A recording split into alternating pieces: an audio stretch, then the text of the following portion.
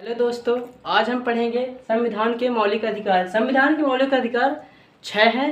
ये अनुच्छेद 12 से लेके 35 तक के हैं। ये जो संविधान के मौलिक अधिकार हैं ये सभी को प्राप्त हैं। जितने भी भारत के नागरिक हैं इनको सभी को प्राप्त है मौलिक अधिकार। ये मौलिक अधिकार है क्या, अब इनके बारे में आइए देखते हैं। संविधान के मौलिक अधिकार 6 हैं। समानता का अधिकार अनुच्छेद 14 से 18 तक है, और फिर स्वतंत्रता का अधिकार 19 से 22 तक अनुच्छेद। फिर तीसरा है शोषण के विरुद्ध अधिकार अनुच्छेद 23 और 24। फिर धार्मिक स्वतंत्रता का अधिकार अनुच्छेद 25 से 28 तक है। फिर शिक्षा का अधिकार है 29 और 30। फिर अनुच्छेद 32 है संवैधानिक उपचारों का अधिकार। एक हमारा और मौलिक अधिकार था हमारा, वो था भूमि से संबंधित था। वो 44वां संविधान संशोधन द्वारा उसको हटा दिया गया है 1978 में। उसको हटा दिया मतलब कि दूसरे में डाल दिया गया है, अनुच्छेद 300A में डाल दिया गया है। तो हमारे अब वर्तमान में हमारे 6 प्रकार के मौलिक अधिकार हैं। अब इनमें 6 प्रकार के मौलिक अधिकारों में से आज हम पढ़ेंगे समानता का अधिकार अनुच्छेद 14 से 18। इसके अंदर का पढ़ेंगे। अब 14 पढ़ेंगे, 15, 16, 17, 18 ये हमारे क्या कहते हैं, अब इनके बारे में हम जानते हैं। ये जो मौलिक अधिकार थे अमेरिका से लिए गए थे। अब इसको थोड़ा मिटा दें तो आपको कंफ्यूज न होगा। ये जो हम 6 प्रकार के पढ़ रहे हैं, अब इनमें से इसको पढ़ेंगे, तो अब इनको हम मिटा देते हैं। अब आज हम क्या पढ़ेंगे, इसको पढ़ेंगे समानता का अधिकार अनुच्छेद 14 से 18 तक। इसका सर्वप्रथम समानता शब्द का सर्वप्रथम प्रयोग शेक्सपियर ने किया था। शेक्सपियर था ब्रिटेन का बुद्धिजीवी चिंतक था, वही ने इसका सर्वप्रथम प्रयोग किया था। समानता शब्द वहीं से आया, जैसे कि वहाँ के जो किसान थे, मध्य वर्ग लोग थे, उनको कुलीन वर्ग उनके ऊपर दबाव डालते थे, तो वहाँ की पार्लियामेंटों में वो आंदोलन करते थे। तो फिर वहाँ की पार्लियामेंट ने वहाँ से शब्द दिया था। फिर शेक्सपियर ने कहा कि ये समानता का शब्द है, समानता का, वो उसी से चलता है समानता का शब्द। अब अनुच्छेद 14 हमारा क्या कहता है, अभी इसके अंदर समानता का अधिकार के अंदर है अनुच्छेद 14। अनुच्छेद 14 कहता है विधि के समक्ष समानता। विधि के समक्ष समानता का मतलब होता है कि जैसे हम कानून के, जैसे कोई भी कानून है तो उसमें सब समान है, चाहे कोई भी हो, कोई भी व्यक्ति हो। एग्जाम्पल के तौर पर समझते हैं, मान लीजिए यदि कोई समान व्यक्ति है, समान व्यक्ति किसी की हत्या करता है तो उसको उतनी ही सज़ा होगी। अब चाहे कोई बड़ा व्यक्ति सज़ा करता है तो उसकी भी सज़ा उतनी ही होगी। मतलब कानून के समक्ष समानता, कोई भी कानून से ऊपर या नीचे नहीं है, सभी के लिए बराबर कानून है। इसमें कोई को विभेद नहीं किया जाएगा कि तुम इस कास्ट से हो या कि इतने बड़े व्यक्ति हो, तो ऐसा नहीं होगा। ये बराबर समानता रहेगी इसमें। ये हो गया विधिक समक्ष समानता। इसमें राष्ट्रपति और राज्यपाल को छूट है, जैसे कि कब तक छूट है, जब तक वो कार्यकाल में है, और जब तक वो कार्यकाल में है उनको छूट है।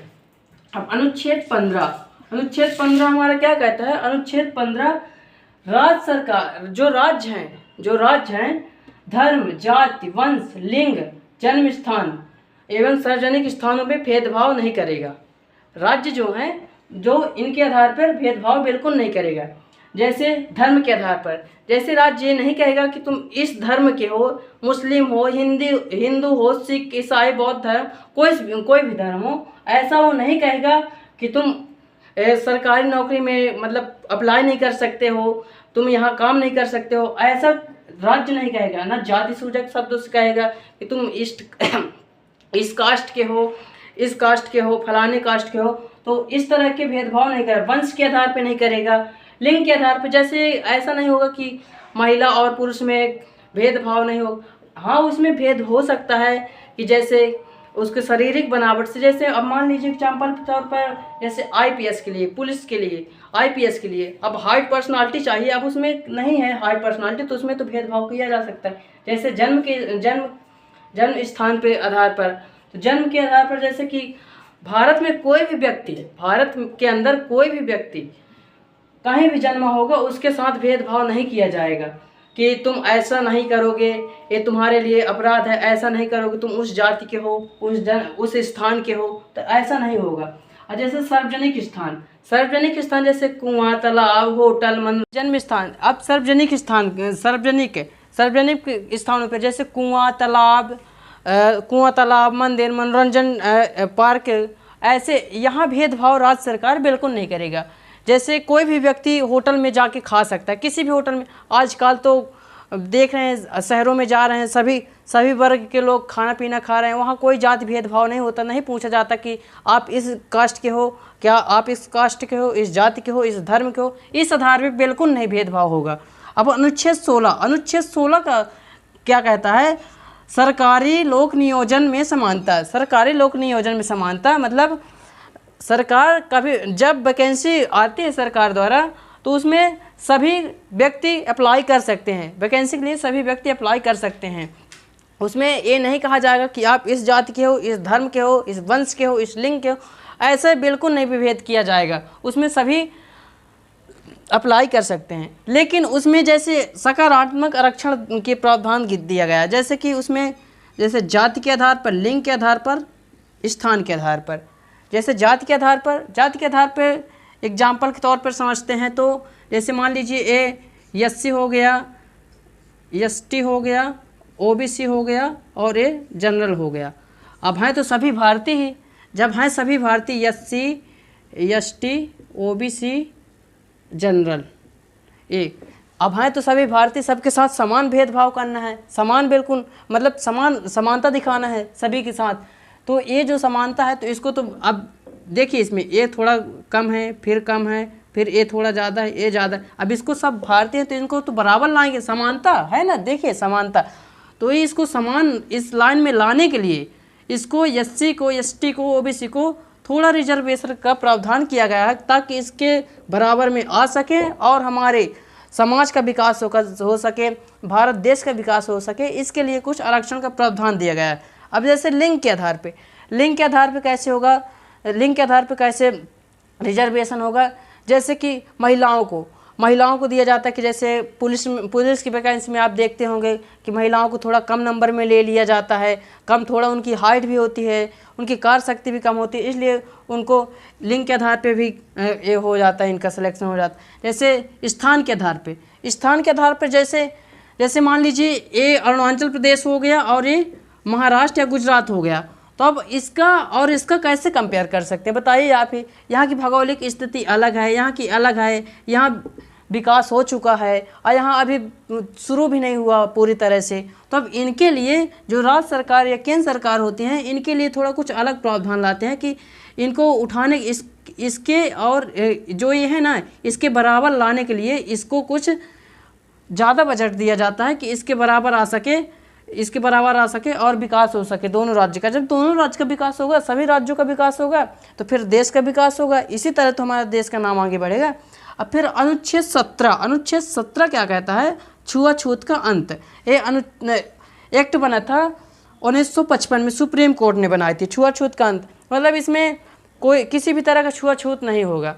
जैसे कोई आज भी देखेंगे गांव में प्रथाएं तो इतनी बहुत ज़्यादा चरम बिंदु पर है कि तुम इस कास्ट के हो, ऐसा ना करोगे, यहाँ पानी नहीं भरोगे, नल में देखो, आप कुआं में देखो, तालाब में देखो। आज भी ये किताबी रूप से हटा है, लेकिन मानसिक रूप से आज भी छुआछूत नहीं हटा है। आप कहीं भी देखेंगे मानसिक रूप से बहुत बिल्कुल नहीं हट सकता है वो। हाँ, सिटी में थोड़ा हो गया है, लेकिन गाँवों में आज भी देखिए, आज भी छुआछूत है। लेकिन ये संविधान के तौर पर ये गलत है, छुआछूत करना बिल्कुल गलत है। अब अनुच्छेद 18 हमारा क्या कहता है?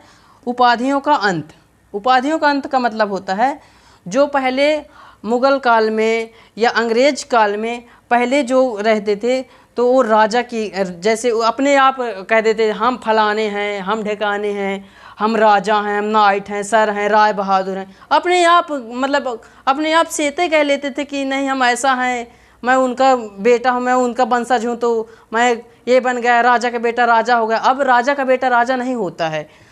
तो इसमें जैसे राजा की उपाधि नहीं रख सकता, नाइट की नहीं रख सकता, सर की नहीं रख, राय बहादुर की नहीं रख सकता। इस तरह की उपाधियों का बिल्कुल समाप्त कर दिया गया। इस तरह कोई उपाधि नहीं लगाएगा कि मैं राजा हूँ, मैं ये हूँ, इस तरह की बिल्कुल प्रतिबंध है। अवार्ड, जैसे कोई व्यक्ति अवार्ड तो ले सकता है, जैसे कोई गेम जीता, अवार्ड तो ले सकता है, दूसरे देश से अवार्ड तो ले सकता है, लेकिन राष्ट्रपति के बिना अनुमति के बिना वो अवार्ड नहीं ले सकता।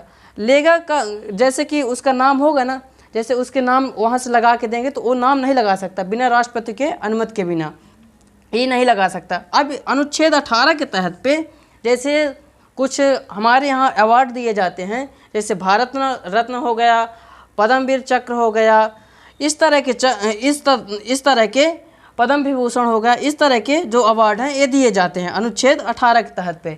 तो इसको दोस्तों आपने आज समझ लिया होगा, इसको एक बार और पढ़ लीजिए यदि आप कंफ्यूज हो तो, बाकी बहुत अच्छा टॉपिक है ये।